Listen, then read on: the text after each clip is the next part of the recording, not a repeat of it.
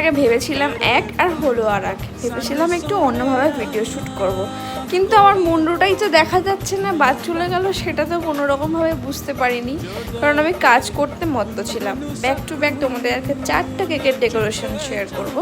First কেকটা কথা বলতে বলতে রেডি হয়ে গেল, সেটা ছিল চকলেট কেক।